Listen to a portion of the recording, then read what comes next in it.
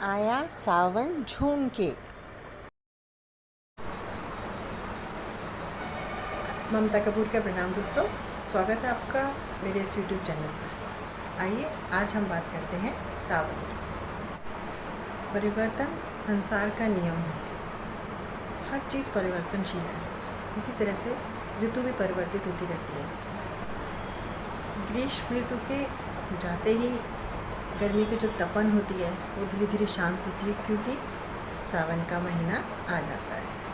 क्योंकि ना सावन का महीना पवन करे शोर, हवा में भी ठंडक हो जाती है और बारिश की नन्ही नन्ही बूंदें हमें बहुत ही हर्षोत्साहित कर सकती हैं, हमें बहुत ही आनंद में कर देती है। वर्षा ऋतु का आरंभ हुआ।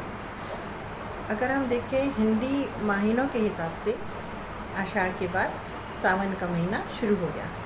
हिंदू धर्म में इस महीने का, सावन के महीने का विशेष महत्व है, क्योंकि ये शिव को बहुत ही प्रिय है। धार्मिक मान्यताओं के अनुसार इस महीने में शिव और पार्वती की विधिवत पूजा करने पे हमारी सभी मनोकामनाएं पूर्ण होती हैं। अब हम जानते हैं दोस्तों कि सावन के सोमवार में क्या क्या होता है।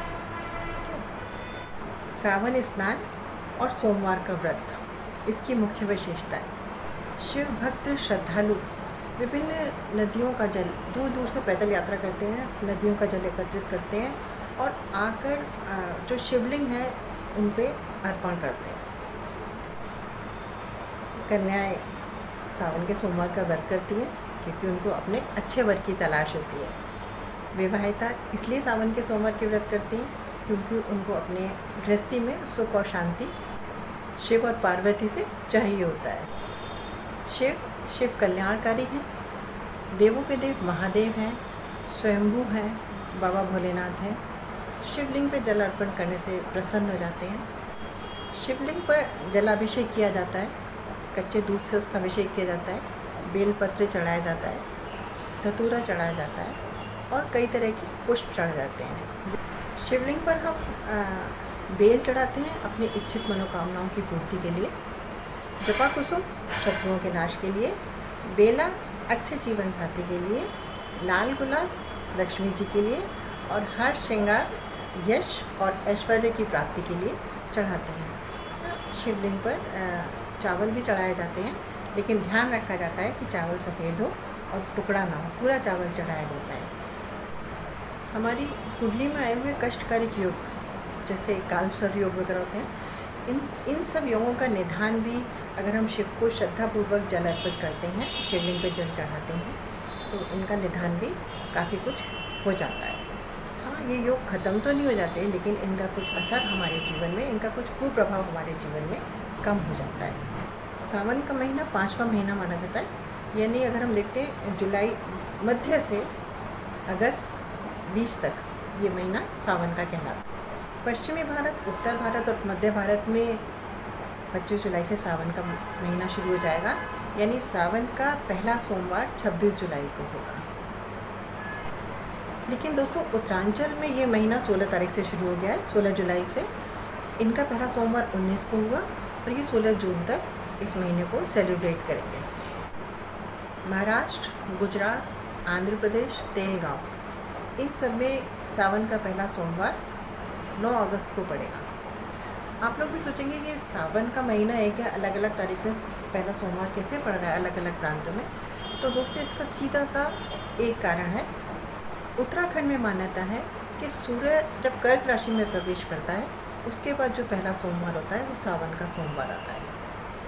उत्तर और मध्य भारत में, पश्चिम भारत में ये मान्यता है कि आषाढ़ के बाद जो पहली पूर्णिमा होती है, यानी गुरु पूर्णिमा आती है सावन के महीने में, वहाँ से इसको आरंभ माना जाता है। तो दोस्तों अलग अलग प्रांतों में सूर्य और चंद्रमा की स्थिति के हिसाब से कैलेंडर में जो अंतर आ जाता है, उसी वजह से हम लोग अलग अलग उसमें दिनों में अलग अलग सावन का सोमवार मनाया जाता है।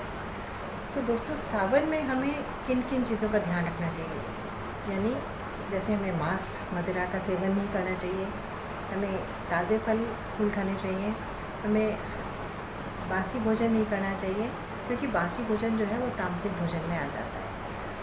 कई प्रकार की हरी सब्जियां, पत्तेदार सब्जियां जैसे मेथी, पालक, बथुआ, और इसके अलावा भी कुछ सब्जियाँ जैसे गोभी, पत्ता गोभी, बैंगन, इन सबको नहीं खाना चाहिए। आप पूछेंगे सब्जियों को क्यों नहीं खाना चाहिए?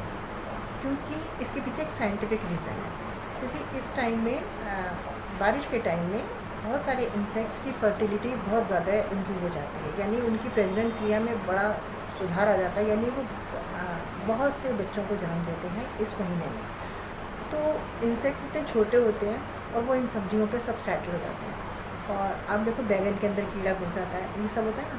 तो ऐसे टाइम में, सावन के टाइम में हमें इन सब चीज़ों का परहेज़ करना चाहिए, इन सब चीज़ों से थोड़ा सा दूर रहना चाहिए, केवल 1 महीने के लिए, ज़्यादा नहीं। आइए दोस्तों, जानते हैं हमारे देवों के देव महादेव यानी भोलेनाथ जी के आभूषण नाग, डमरू और त्रिशूल क्या है ये, आइए जानते हैं। सृष्टि के आरंभ में ब्रह्मनाथ से शिव प्रकट हुए और उनके साथ ही रज, तम और सत गुणों का आरंभ हुआ। तो ये तीनों त्रिशूल के रूप में दर्शाया जाता है। डमरू की भी एक रोचक कहानी है। कहते हैं जब देवी ने वीणा के स्वर से सृष्टि में ध्वनि को जन्म दिया, परंतु वह ध्वनि सुर और संगीत विहीन थी। शिव ने डमरू बजाया और स्वर की उत्पत्ति हुई। इस तरह शिव ने 14 बार डमरू को बजाया और व्याकरण की उत्पत्ति हुई। भगवान शंकर के गले में जो नाग है उनका नाम है वासुकी, जिनके द्वारा समुद्र मंथन किया गया था। ये भगवान शंकर के बहुत बड़े भक्त थे और भगवान ने इनको नागराज बनाया था और इनकी भक्ति से प्रसन्न होकर अपने गले में धारण किया था। श्रावण मास शिव को अति प्रिय है। इसके पीछे कुछ पौराणिक कथा है, आइए जानते हैं। पौराणिक कथा के अनुसार समुद्र मंथन सावन मास में हुआ था। इस मंथन से विष निकला तो चारों तरफ हाहाकार मच गया। संसार की रक्षा के लिए भगवान शिव ने विष को कंठ में धारण कर लिया। विष की वजह से कंठ नीला पड़ गया और वह नीलकंठ कहलाए। विष के प्रभाव को कम करने के लिए सभी देवी देवताओं ने भगवान शिव को जल अर्पित किया, जिनसे उनको राहत मिली। इनसे वो प्रसन्न भी हुए। तभी से हर वर्ष सावन मास में भगवान शिव को जल अर्पित करने या उनका जलाभिषेक करने की परंपरा बन गई। एक अन्य पौराणिक कथा, भगवान शिव की अर्धांगिनी माता सती ने शिव को हर जन्म में पति के रूप में पाने का प्रण किया। सती ने अपने दूसरे रूप में हिमालय राज के घर पार्वती के रूप में जन्म लिया। शिव जी को पति के रूप में पाने के लिए माता पार्वती ने सावन मास में कठोर तपस्या की थी और शिव जी का विवाह इसी मास में हुआ था। इसलिए भगवान शिव को सावन मास बहुत पसंद है। शिव पुराण में बताया गया है कि सावन के महीने में शिव और पार्वती दोनों भूलोक में आते हैं, यानी शिव अपनी ससुराल में आते हैं। शायद तभी से मान्यता है, इसीलिए हिंदू धर्म में मान्यता है कि सावन के महीने में लड़की अपने मायके जाती है और जो नहीं जा पाती वो बाबुल को संदेश भेजती हैं, अब के बरस भेज भैया को बाबुल, सावन में जीनो बुलाए। इस सावन में तो माँ मुझे ज़रूर अपने पास बुला लेना, लौटेंगी तब मेरे बचपन की खुशियाँ, भेजो संदेश बुला। उनको ज़रूर संदेशा भेज देना, तभी मेरे बचपन की खुशियाँ लौटेंगी। मैं अपनी सखी सहेलियों से मिलूँगी, सावन के झूलों को याद करते हैं। यानी सावन में मायके का एक अपना ही आनंद होता है। दोस्तों, शिवलिंग शिव का लिंग नहीं है। लिंग बस 2 ही प्रकार के होते हैं, स्त्रीलिंग और पुल्लिंग। शिवलिंग जो है वो संपूर्ण ब्रह्म का एक, जो संपूर्ण ब्रह्म में एक शक्ति, उसको एक आकार का रूप दिया गया। तो बहुत से लोग पूछते हैं कि सावन में कैसे पूजा करनी चाहिए, कौन सा मंत्र बोलना चाहिए। तो दोस्तों, मेरे हिसाब से, मेरे पर्सनल हिसाब से भगवान से कुछ भी अपने मन की बात करनी चाहिए, अपने मन के एहसास को शेयर करना चाहिए। और मंत्र अगर आप कहें तो शिव का पंचाक्षर मंत्र बहुत है, ओम नमः शिवाय, ओम नमः शिवाय। इसके साथ ही आप रुद्र गायत्री का जाप भी कर सकते हैं। ओम तत्पुरुषाय विद्महे महादेवाय धीमहि तन्नो रुद्र प्रचोदयात्। इसके अलावा भी आप अगर कुछ पूजा करना चाहते हैं तो तुलसीदास कृत शिव वंदना है, नमामि शंगेशान निर्वाण रूपम विभुम व्यापकम ब्रह्म वेद स्वरूपम। ये तुलसीदास की है, आप इस श्लोक का पाठ कर सकते हैं। जैसे हम लोग सभी जानते हैं कि हमारे 12 ज्योतिर्लिंग शिवलिंग मुख्य रूप से बड़े बड़े मंदिर हैं, लेकिन हम लोगों ने अपनी सुविधा अनुसार, अपनी श्रद्धा अनुसार कुछ शिवलिंगों का निर्माण घर में ही कर लिया है, जिसकी हम पूजा भिन्न भिन्न उसके लिए करते हैं। जैसे शत्रु का नाश हो, लक्ष्मी आए, अच्छा जीवन साथी मिले, तो उसका भी ये बना दिया गया है कि कौन कौन से शिवलिंग की कैसे कैसे किस किस धातु के शिवलिंग की हमें किस किस के लिए पूजा करनी है। आइए जल्दी से एक निगाह कर लेते हैं कुछ शिवलिंग के बारे में।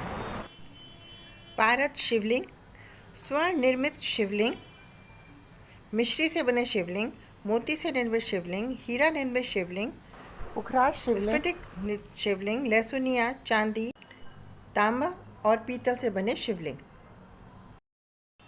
दोस्तों, हम में से बहुत से लोग नहीं जानते कि सावन के अष्टमी से कृष्ण अष्टमी तक कृष्ण की पूजा का विशेष महत्व होता है। ओम देवकी नंदनाय विद्महे वासुदेवाय धीमहि तन्नो कृष्ण प्रचोदयात्।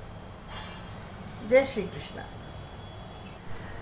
तो दोस्तों, अगर आपको मेरा वीडियो पसंद आया और आपको ऐसा लगता है कि कुछ सावन मास की जानकारी आपको मिली हो, तो कृपया अपने दोस्तों के साथ साझा करें और प्लीज़ मेरे चैनल को सब्सक्राइब करें। धन्यवाद।